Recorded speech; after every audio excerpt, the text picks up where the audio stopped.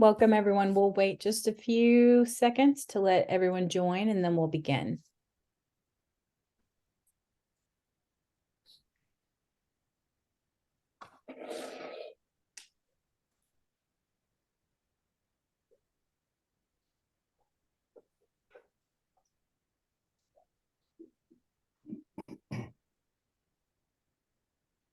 All right, we'll go ahead and get started. Welcome to the Healthcare Lounge. Today's topic is Make Global Benefits Your Secret Weapon in Any C-Suite. So now I will turn it over to Nelson Griswold.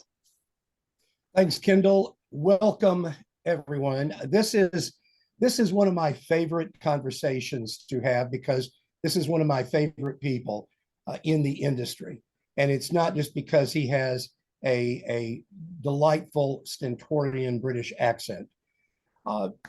The topic is so good because it is so out of left field, we think, in terms of what your opportunity is around the subject of global benefits. But let me introduce our guest today. Kishan Harriets is the executive director at Benefits Advisory Services, which is headquartered in Birmingham, England, in the UK. This is a consultancy that advises U.S. corporations on the design of their overseas employee benefits programs. And their clients range from startups to large corporations. Kishan has an extensive background in benefits as a director at Willis and as a principal at two other prominent UK-based benefits firms. Kishan has been involved his entire career in global employee benefits with a focus on assisting U.S. multinational companies around the globe to take care of their employees not located in the United States. He founded Benefits Advisory Services in 2020 after selling his own benefits consulting group in 2018 to a top 10 U.S. brokerage. And during his time with Willis, he developed a formula for assisting emerging multinationals in all aspects of health and welfare benefits, as well as retirement. In addition to benefits, Kishan and his team can assist on company formation and local HR and payroll issues, as well as accessing property and casualty coverage around the globe. Travels across the world, but spends a lot of time in the UK. In fact, I may ask him to tell us about his most recent trip to the States on personal business. His interests besides insurance and benefits include spending time with his family, sailing his boat, and watching his racehorse run.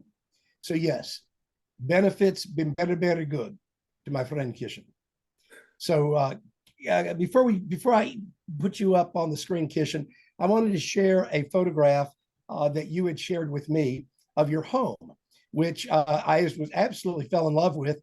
And then you told me the history.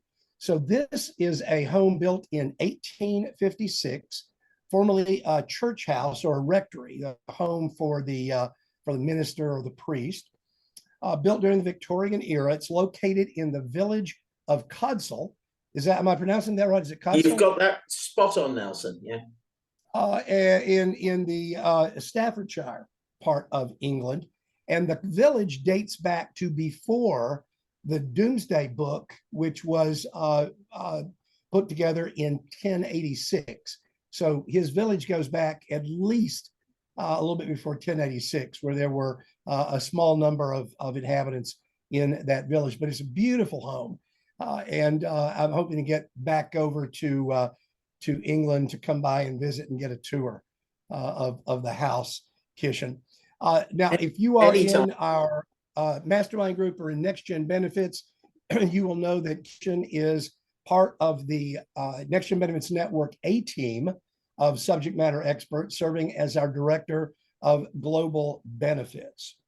So as we get going, we're going to be talking about how global benefits help equalize you with bigger shops, differentiate you from your competitors, and elevate you edify you in the eyes of that C-suite executive or business owner because of the conversation you're going to have with them about global benefits. Some of the topics we're going to discuss today. Oh, that should mention, yeah. This is all about everyone's favorite radio station, WII FM, somewhere on your radio dial. WII FM. Anybody want to put in the chat what WII FM stands for? Anybody know? Anybody want to type it in real quick?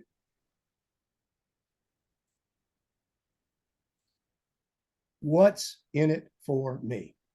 Which, by the way, is the radio station every one of your prospects is tuned into, because it is everyone's favorite radio station. So how global benefits equalize, differentiate, and elevate you is really the gist of this conversation today. Now, we've got some terrific topics that Kishan has put on the table for us. He's going to give us an update on global insurance markets and how that's going to affect and impact our insurance markets here in the United States, COVID's impact on employment worldwide, including the States, and the implications around that for employees, employment, recruitment, and benefits. And then finally, the globalization of talent recruitment, which I had never thought about this until Kish and I had our just a little warm-up conversation the other day. And it's a fascinating concept and something that I think you can have a lot of fun with and make a lot of inroads with in conversations with prospects. So at this point, let me bring in my friend from the UK, our man in the UK, Kishan Harriets. Kishan, how are you, brother? I'm very well, thanks for the kind introduction, Nelson. Welcome, everybody. Greetings from not so sunny England. It's definitely coming into winter here. The leaves have all fallen, and I've got to have the heating on high. But nevertheless, life goes on. A bit of a contrast to my recent trip to New York on the weekend, where the sun was shining brightly, and I think the temperature was approaching 70 degrees. And we had the privilege to attend the Rock and Roll Hall of Fame induction ceremony for 2023 with acts such as Sheryl Crow and Stevie Nicks, a tribute to George Michael. We then saw Willie Nelson perform at the age of 90, as fresh and as good as ever. And Missy Elliott for the younger participants on the call. And the show was stolen at the end by Sir Elton John, who was as good as ever. So that was a 2-day trip into Brooklyn. I can't keep away from the States. There's always something to drag me over. It's an amazing place with amazing people. And even though most of my trips are business orientated, it's testament to my love of the States that I still come over there for a bit of rest and relaxation as well. So you were always welcome. Thank you. Well, across the pond and come hang out with us. Yeah, well, the one thing I've found over the last 30 odd years of doing this is I've made a lot of friends, and everybody makes us welcome when we come over. So that's part of the beauty of being involved in Anglo-American benefits, is the travel that's been involved over the years and all the nice people I've got to meet. So and many more to come, I hope. Yeah. Well, that's almost certain to be the case. So let's jump into this topic of global benefits. And the first response I get from an advisor when I bring this up and mention, we have a director of global benefits, and he or she will say, I don't work with any companies that have employees, outside the United States. It's just that's not an issue. To which there are really two responses, and I'll let you respond to that comment.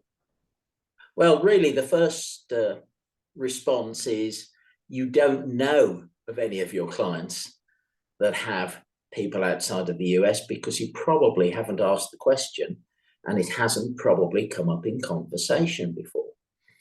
And this is something we find with alarming regularity. If we look statistically at the sort of global footprint of multinational businesses, there are more US multinationals headquartered in the States with employees overseas than any other country in the world. So if you're going to be looking for an employer that has people outside of the home country, the USA is the place to start that prospecting mission. And the fact that we have prospered through small and medium-sized US brokers that have got clients and prospects that need help outside of the US, that's how we've built our business and how I've developed my career over the last 30 years.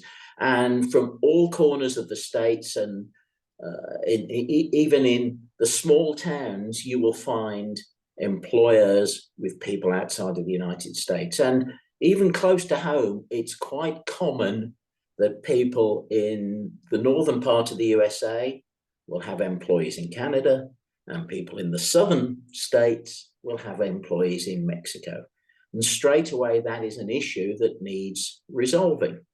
And historically, what we've seen, and there's this big misnomer about global benefits, that the only corporations that need help will be Microsoft and Coca-Cola and Ford and all the big multinational names, the Fortune 100.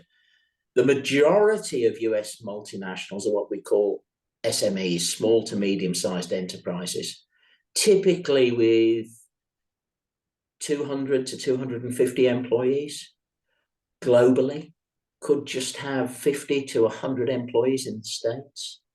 So do not think because your client bank isn't having thousands of employees in each client that global is not going to be an issue for them.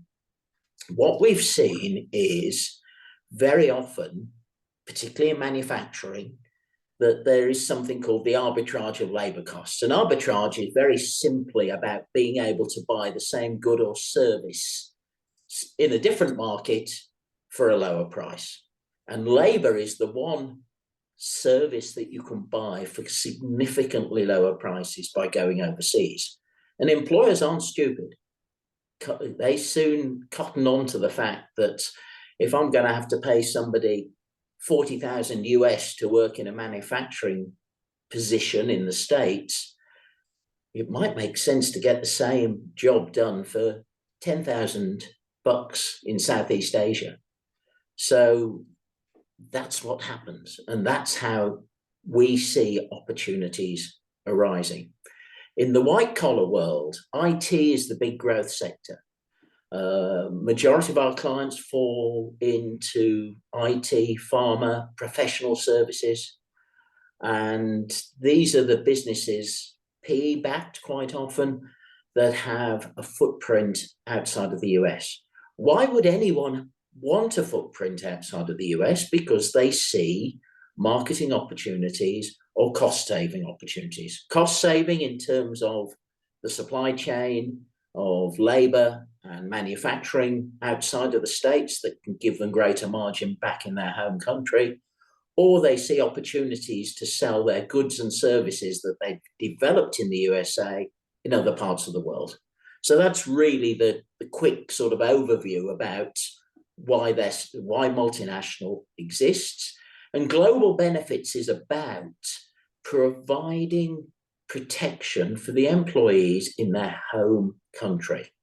Expat business is a different topic, and we could talk about that in another session, but expat is the American abroad who would typically be covered by and large by their domestic benefit program that you'll be running. There could be a little bit of layering on top for international travel, but by and large, we can accommodate them. There's a bit of a learning curve to go through where you might have to speak to the current domestic insurers just to tell them that people are going to be working in China or India or wherever they're going, typically for a short service stint, 6 to 12 months, and will it be okay that they remain on the program? But in terms of where there are employees in the overseas territory, the question arises, who's going to provide benefits for those people? And the worst thing that ever happens is that your client says to you, we've just opened a new office in Sydney, Australia. We're going to have 30 people there. Can you help me with the local benefits? The worst thing that can happen is you say no. As soon as you say no, you're opening the door for them to go and talk to somebody else. And that somebody else who may be capable of assisting them in Australia will also be capable of assisting them in the USA. And suddenly your local relationship could be under threat. So really, that is why we work so well as an extension to the service that the local domestic broker consultant provides for his client. We work hand in hand with them. We will not tread on toes with the domestic benefit program that's being operated, but we will seamlessly look after the employees outside of the USA and make sure that when your client asks for help, you do not have to say no. And what that doesn't just give you the ability to maintain that client relationship in the state side, it equally opens doors if you are prospecting. Because what you've got to think about, how many of your local competitors are able to play that global card? It's a great exercise. If you're taking on board an intern this year, get the intern firstly to go through your existing client bank and check if they've look at their website, go to locations, and it will always show if they've got offices outside of the US. Do the same with the prospect bank you've got. See how many of those have got locations outside of the US. How many of your clients get cold called? Can we come and talk to you about your health insurance? Probably every single one, at least once a week. How many prospects get cold called?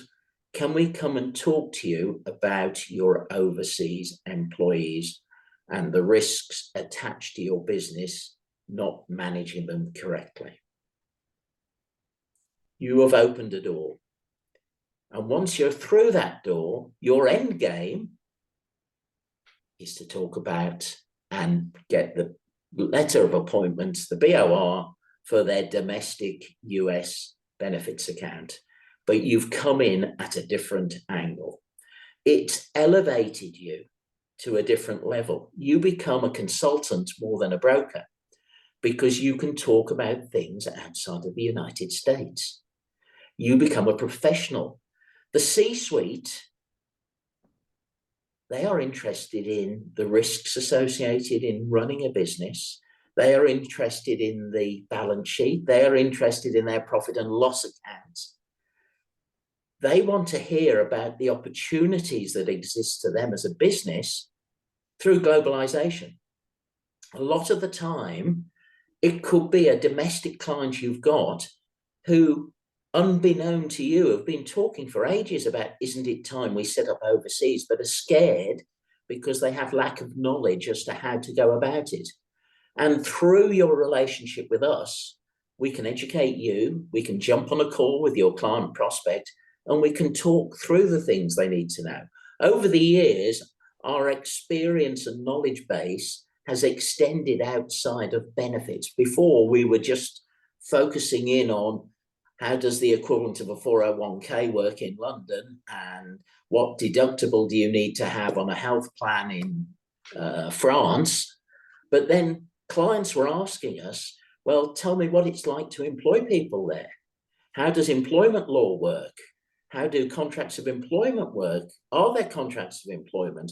Is there a union representation in that particular country? How do we pay people? How do we access a local bank account? What do we do about getting our accounts audited on an annual basis? Do we need to take advice from local lawyers? So we have a network of tried trusted, and tested connections in probably about 60 countries around the world.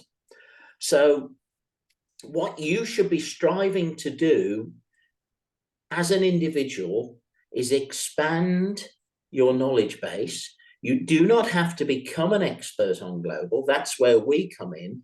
But where you need to expand your ability is to spot opportunities that you haven't looked at before. And those opportunities are talking to your connection and your client or prospect about what they are doing currently globally, what they intend to do globally.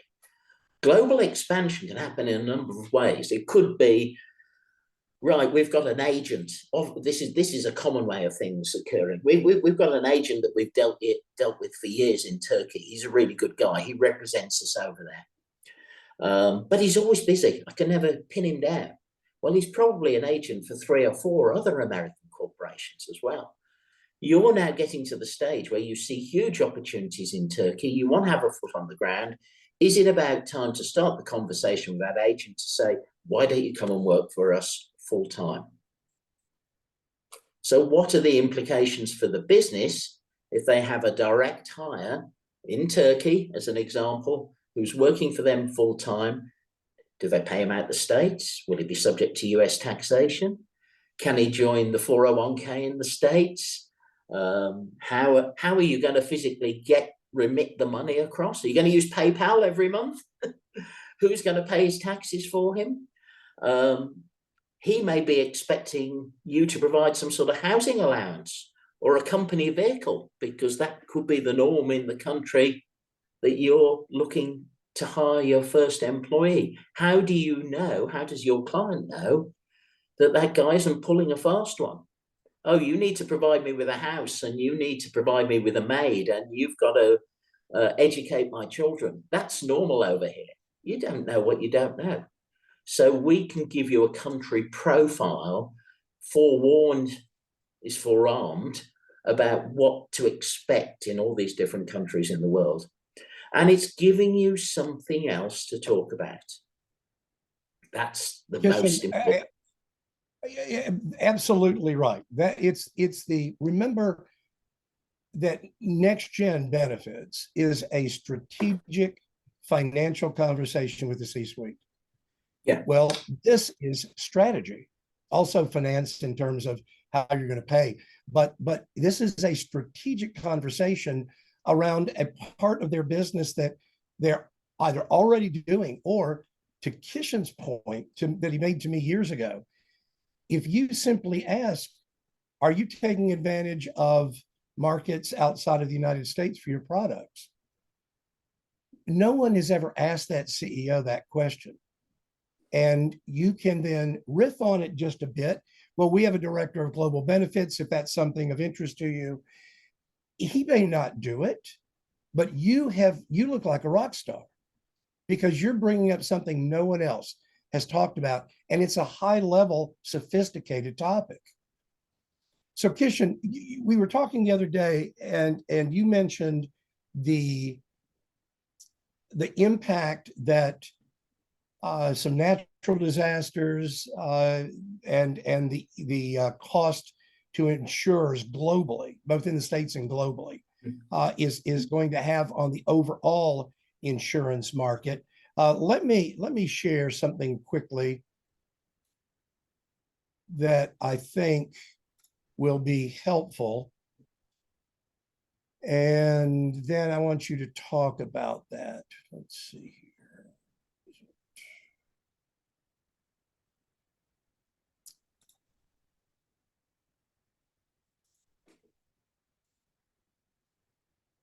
Here we go.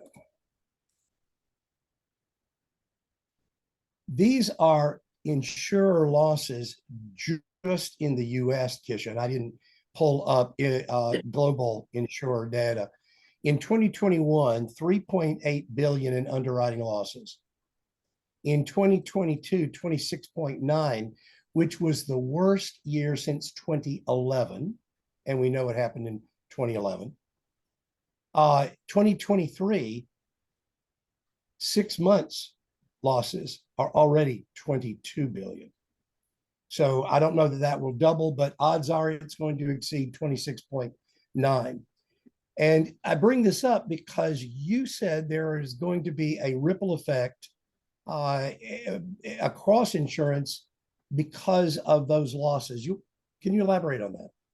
Well, basically, a lot of people will be playing in the self-insured market for health insurance domestically in the US, layering it on top with some stop loss to cover catastrophic risk. And who are the stop loss insurers? The stop loss insurers typically we're looking at the reinsurance market, and reinsurers are multidisciplined, multinational, covering the globe and covering multiple risks, be it P&C or life. And effectively, if they're making the sort of losses which Nelson's just highlighted, they've got to get that money back from somewhere. And the only way they can get that money back is either not paying the claims out, which isn't going to happen, or raising premiums. So we're already seeing a hardening of premiums in all different insurance categories, be it P&C or life. And this is going to impact on all clients, prospects, the employers you're talking to will be forced to pay more for their coverage. And everything we talk to clients about is how can we manage costs? How can we predict costs? And ideally, how can we bring those costs down? So this is a great talking point at the moment when you're talking to the C-suite.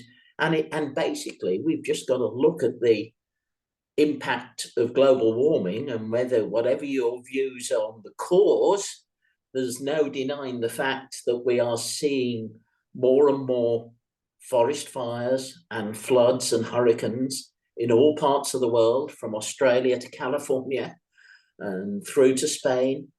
And somebody's going to pay for this damage. And it goes back to the insurers, who then 12 months later will start hitting their client base with additional premiums to cover those big losses that they have had to underwrite.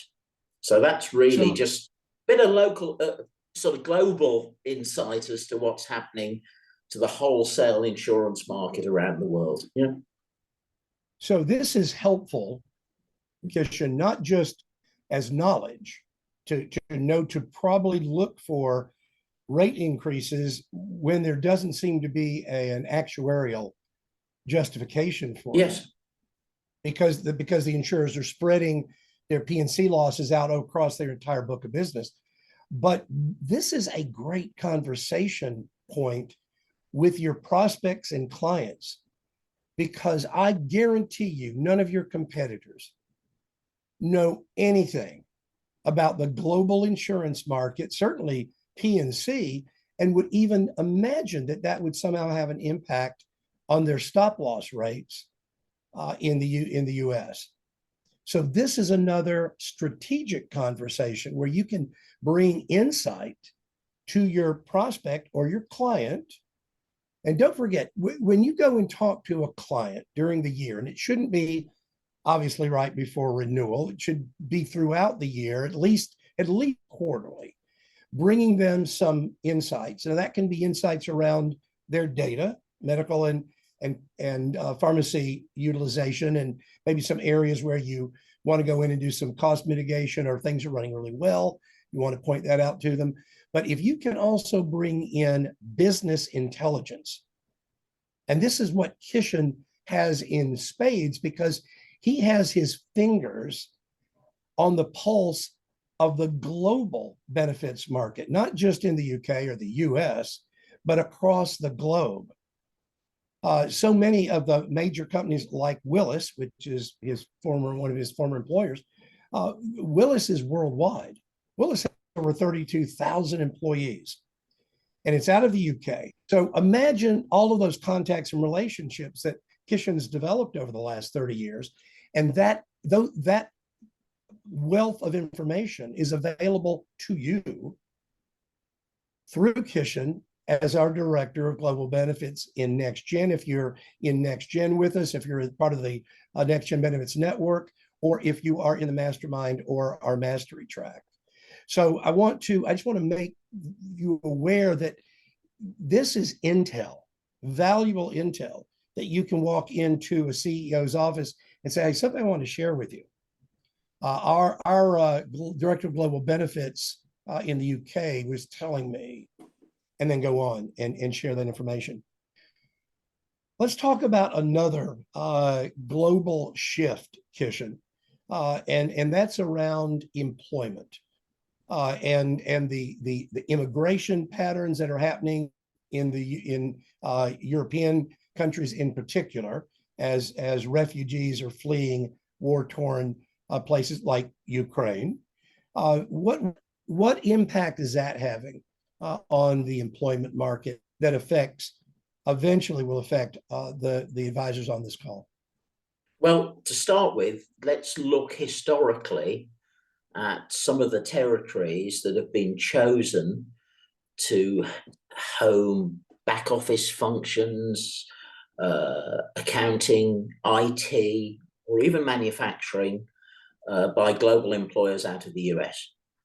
And some of those countries we are now seeing, Ukraine, which everybody thinks of it as the breadbasket of Europe as a grain producer, but there were a lot of educated middle-class people there who've been working for US corporations doing IT work and analytics. Suddenly the war breaks out and everybody's been conscripted. So suddenly your client is finding that they haven't got that workforce over there. Equally, even if they're carrying on and they're not in a particular danger zone because of the energy supply being cut off, they're finding themselves without power. No power in your overseas office means you can't connect with those guys. They can't do a download of the monthly accounts that they're responsible for. You can't even speak to them on their cell phone because the line's been cut off. So there are a lot of issues. Israel, great example. Israel is probably one of the most innovative tech countries in the world. And with the strong connection between the US and Israel, there are a lot of Israeli subsidies of US parent companies. With what's going on there at the moment, there will be a huge amount of business interruption. So you've got to be mindful of the impacts of basically conflict and political risk that can be associated with having overseas offices. And that really is your job if you're going to be a true management consultant with a speciality in benefits, which is what we all like to think of ourselves when we're talking to clients or prospects. We're not just an insurance salesman, even though part of what we do may well be to sell insurance, but it's how we arrive at it. We don't go in with a rate book saying, get your renewal out, let's see what we can do for you. We talk about their business, we get under their skin. So part of this process is understanding if, you may get your clients saying, it's about time we went global. And we've thought, we hear that there's some good guys who can do programming in Sri Lanka. And this is a real case example. I was with a corporation in London yesterday, and they do all their back office work. All their clients are US based. All their back office is done in Sri Lanka. And they said we had a disaster last week because there was a 24-hour power cut. and the business just was in suspense. And we can't explain that back to our clients because they think we're actually doing everything for them out of London. So really, when you're talking to clients about where should you be in the world and what are the risks involved, you should be mindful of political risk, war risk, and just economic risk. If they're going to a third world country, what that entails. So it's a subject that's so broad. You think it's hard to keep grips of what's going on in the USA. imagine having to keep a grip of what's going on globally. And typically, if we're honest about it, we've worked in 60 different countries around the world, but there's a hard core of about 10 that come up time and time again. And that is typically the main countries in mainland Europe: Mexico, Canada, Far East, India, China. Singapore comes up quite often. And then we go over to Australia. And that really, there's very little activity that happens in Africa at the moment. It's still too much of a risk with the politics there, where you get change of, you get military coups almost on a weekly basis. So nobody in their right mind would be going to set up there at the moment. But those other countries, we need to learn them inside out. And those are the countries that your clients and prospects will either be there already or will think of moving into. So read the newspaper, see what's on the news about things that are happening outside of the US, because it's a great topic of conversation with your clients. Or you could get a call with Kishan and let him brief you on what's going on and develop that relationship with your man in the UK. Absolutely. And Kishan, what you're talking about is risk management, which Yes. is really what these business consultants who are in the room with us today, they're business consultants who are helping employers manage risk around healthcare primarily, but there are these other risks that we can assist with. And by the way, one thing you touched on it slightly, but you've given me several stories over the years of tremendous setbacks, financial setbacks for companies with multinational employees, where because they didn't know the local rules. I remember a company purchased, I think they acquired a company and thought that they had, it had something to do with the retirement plan. Correct. Yes. That you told me about. And it either wasn't fully funded, but there's a liability that was not included in the offer, in the prospectus that was put together, and turned out to be a huge financial to the acquiring company. Do you remember that correctly? Yeah, there was a defined benefit plan, and under the rules in the country where that defined benefit plan existed, the liability would rest with the ultimate owner of the business. And when I was talking, the US broker had phoned me saying one of our clients has just made an acquisition. The HR person from the States is flying over to the UK. Can you meet with them? Happy to do that. So we met, took them out for dinner, all the usual things that we do. And that's the other thing that's important to remember. Your client is our client, and we will look after them as a friend, basically. So they're coming to a strange country. We're there to help and assist them as an extension of your business. But they were rubbing their hands together, saying, "We've got a great deal on this. You know, this is a great fit with our business, and you won't believe what we paid for it." And he told me the amount relative to the turnover of the business and the profitability. But they hadn't budgeted for the fact that they were liable for, I think the quantum of it, a long time ago, there was a hole of about $6 million in the defined benefit retirement plan, and they were expected to fund that. And I think the total price they'd paid for this business was about $2 million. So it was a costly mistake. So part of what we do is, and again, a lot of US corporates will think it makes more sense to expand globally instead of having a startup situation in different territories around the world.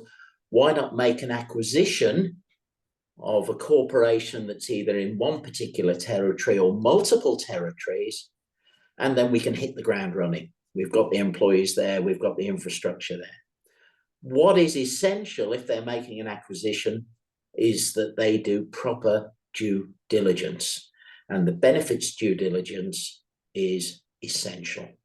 And again, this is something where you can give added value to your clients and prospects by offering that due diligence service. We are seeing at the moment, financially and politically, I'm old enough to remember the good old days when we used to get $2.50 to £1 sterling, and then it came down for a long time, and it was $2 to the pound, and then the norm became $1.50. It's currently $1.20 to the pound. It is currently $1 to €1. So what that means is, for a US corporation, buying an overseas business is cheap. It's like a yard sale at the moment. Because the dollar is so strong, they are seeing opportunities to buy businesses outside of the US for nickels and dimes, relatively speaking. So there is the M&A activity that we're seeing coming out of the States of US corporates buying overseas corporations is huge. We're probably getting 1 to 2 inquiries a week to do deal due diligence on multinational acquisitions out of the States. Now, if you're not talking to clients about it or not talking to prospects about it as a service that you can offer, you're missing out, because there is some big bucks to be made in that. Good to know. Another topic you brought up yesterday was the result of COVID and God. the change in office patterns or office utilization. Let me show everyone this. Historically, when an employer wanted to hire a new employee, they would advertise out maybe for 20, 30 miles radius from the headquarters, from their office, because people were expected to drive into work every day. But that has changed, and that 20-mile radius has become pretty much unlimited. And Kishan, this is an opportunity for this is a conversation that I think any of these advisors can have with a CEO. And remember, the CEO is responsible for talent. The CEO, 3 jobs of a CEO: culture, people, and numbers. People falls under. Now, the CEO doesn't hire them, but the CEO determines the hiring rules for that company. And right now, people aren't coming into the office, even though the president or CEO may want them there, but that's created a huge opportunity to expand the net. Talk about that, Kishan. Well, basically, and we'll have all seen this, everybody without exception, that you're talking to your clients, or even within your own business, where in the good old days, every single employee was in the office on a Monday morning and worked Monday, Tuesday, Wednesday, Thursday, and Friday physically at their desk in that office. We then got hit, and occasionally we were starting to see some employers being a bit more relaxed when people said, can I work from home 1 day a week or on a one-off basis? I've got the plumber in, I can still do my work, but I just need to let him in when he gets there. Fine, that's okay. Pandemic came along, suddenly nobody's going into the office, everybody's working from home Monday, Tuesday, Wednesday, Thursday, Friday. Pandemic's been and gone, and people are saying, well, I did my job well. There were no problems, me not coming into the office. Can I still work from home? And a lot of employers are accommodating that. So that's brought up a whole new dynamic. I'm now looking to hire somebody, and I'm happy for them to work remotely. And I'm in Phoenix, Arizona, and somebody sends me a CV through for a candidate who's in Seattle, Washington, and this person fits the bill, and it's a job where it's not a manufacturing job. They're not working on a production line. They can work from a desk. So why not hire that person? Because they are the right person for the job. Historically, I would never have captured that person because I'd have said, going back to Nelson's map, it's going to take them 4 days to drive into the office, not 30 minutes. And we're seeing now that more and more employers are hiring people outside of their city, outside of their state. What is now starting to happen? Well, if that right candidate is actually sitting at a desk in Paris or sitting at a desk in Sydney, Australia, why can't I take them on board? And we are seeing that starting to happen with alarming regularity. But straight away, that's bringing up a whole host of issues. That person cannot go on US payroll, cannot go on the US benefits program. They will be subject to local rules and regulations. And there's parts of the world where it's compulsory, even if you've got one hire, to provide them with a retirement plan with certain requirements. You'll have to pay local social security for that person. They may well require a bespoke contract of employment. So there are all sorts of issues, and actually just educating your client who said, well, we're actually thinking of starting to hire people overseas now for certain, you know, when we post a job, I don't care where the location is because they'll all be working remotely. Well, let me just warn you, Mr. Client, that there could be more to it than you realize, because you could be opening a can of worms in terms of local requirements for that person that you may not have thought about. So before you do it, come and talk to us. So we are seeing this happening, and quite often our clients, all our clients effectively are introduced through US brokers. We don't go direct to market. We only work on a intermediated basis. They're coming to us and saying, oh my God, what can we do? They hired this person last month and they've only just told us, and they thought that they could slot them into the local healthcare program and put them on the LTD program, and that Unum would be happy to offer them group life insurance in the normal way. No, that's not going to happen. And in fact, you could disqualify the approval of the 401k plan if you admitted somebody who isn't eligible outside the US in extreme circumstances. So there's alarm bells, but there's positives, because everything that happens with your client, other than going bust, is always an opportunity for us as broker consultants. I want to mention too, you alluded to it earlier, the impact or effect on hiring because of the increase in IT usage. Yes.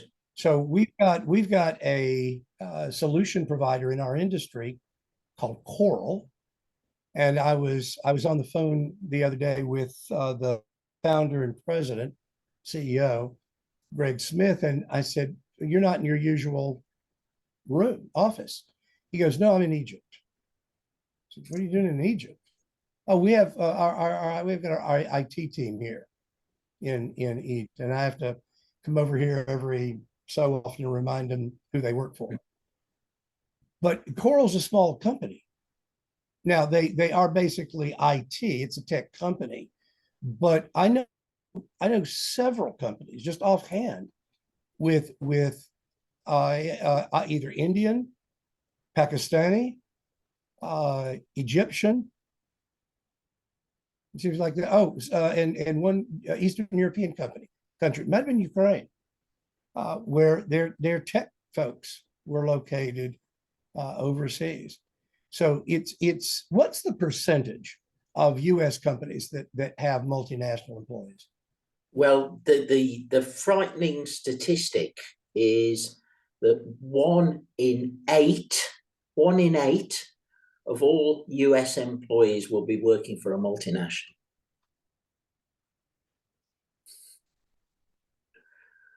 So that is that just sort of puts it in perspective as to how important and how big a subject global is. If you ignore global, you're cutting off a huge opportunity in your business of So potential. I would suggest, Kishan, that and this, you got me thinking about this as we were talking just now.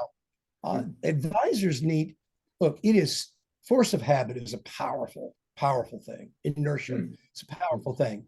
And we've gone in and had the same type of conversation. I'm talking about next gen. We were going in to talk about your healthcare spend. We're going in to talk about waste, fraud, and abuse in healthcare. We're going in to talk about taking control of your healthcare plan, 1/3 of the top 2 or 3 operating expense in your company. But there are these other topics like global benefits. And I'm thinking that we need to put together a checklist of topics. I won't cover them all the first time or the second time, but we've not talked about global benefits yet. Let me talk. No. Do you have any employees outside the US?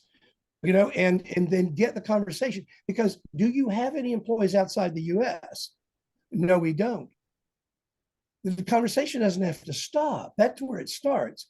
Have you thought about expanding into overseas markets, even Canada or Mexico, our contiguous neighbors, to increase revenues, increase sales? I hadn't thought about that. Or yes, we have thought about that. Well, what were you thinking? And now you've got a conversation going that's a business conversation, not a benefits, not a healthcare. It's a business conversation. But there is an employee benefits connection to that conversation. It's not idle conversation. Going back to your sort of opening gambit about what's in it for me, and using your example of your client at Coral, who you spoke to him the other day, and he was in Egypt, I think you said. First question, what happens if he falls ill whilst he's in Egypt? He's only there for 4 days, 5 days. What happens if he's seriously ill? What happens if he has a heart attack? Who's going to treat him? Does the US program cover him for treatment in Egypt? It may probably do that, but it may do it on a reimbursed basis, which a lot of these domestic plans will cover worldwide treatment, but reimbursed, which means effectively he's faced with a bill and he's lying on his deathbed and he's manages to get his credit card out, which is that they don't take American Express in that particular place where he's ended up. And they've said, we can't do anything until we get paid. And the first thing he wants is to be patched up and get back home. But it may not be practical for him to jump on a 767 or a Dreamliner. And even if he's sitting in business class, to fly back on a 12-hour flight to the US because of the state of his health, he may well require emergency repatriation in a private jet that's fully equipped with ambulance facilities. He needs to know, because he always takes his wife with him when he goes on these trips, that she would be allowed to fly back with him on that same plane.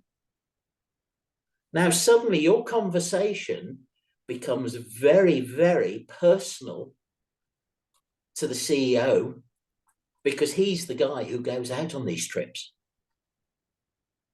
Now, if you've got a prospect who travels, that's a great, great gambit to get things going. And all these things, everyone talks about global benefits and ensuring local people. Think about the expat market, or even the short-term coverage required for the American national abroad. And that's business that you can be writing. Expats or international medical coverage, individual plans, is a minefield if you haven't got involved before. And that is business that you can write out of the States, because so many corporations, if they're starting up, what are they going to do? Right, we're going to open an office in India.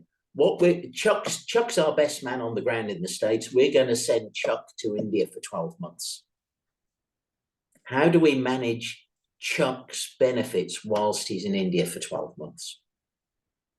That's something that you can organize out of the States, and we can educate you on what you need to do, the do's and don'ts, and the bear traps that exist, and the easy solutions where you can perhaps put an extension on some of the coverages that you've already got domestically in the States, but huge opportunities there, huge opportunities. Sorry, Nelson, I hadn't even thought about talking about that issue earlier when we spoke yesterday.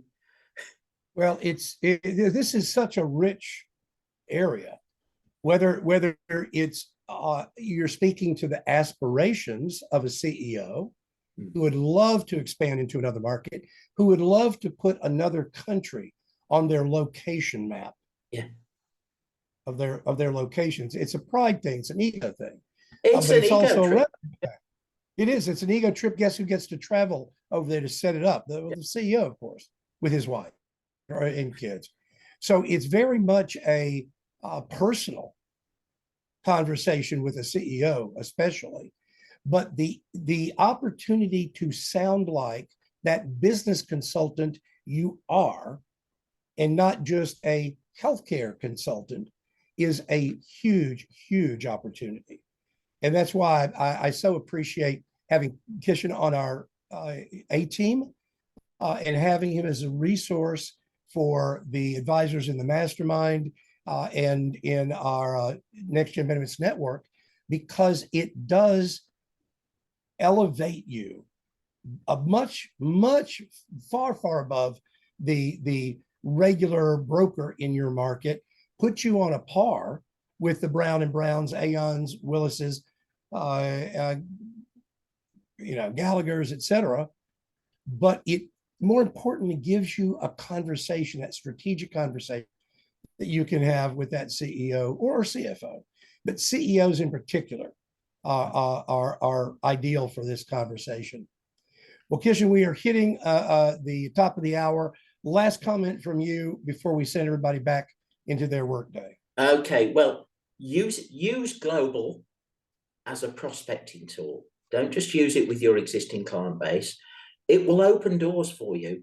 And as using Nelson's word, it will elevate you and give you an opportunity with bigger prospects than you would have thought about talking to before.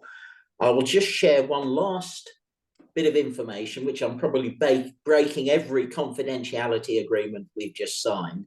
But through a small to medium-sized broker in the States who had a relationship with this particular name, we have just been appointed as the global benefit advisors to New York Times. Congratulations. The old gray lady, as she is known. Yeah. So that shows you the sort of opportunities that are out there. Yeah. So listen, folks.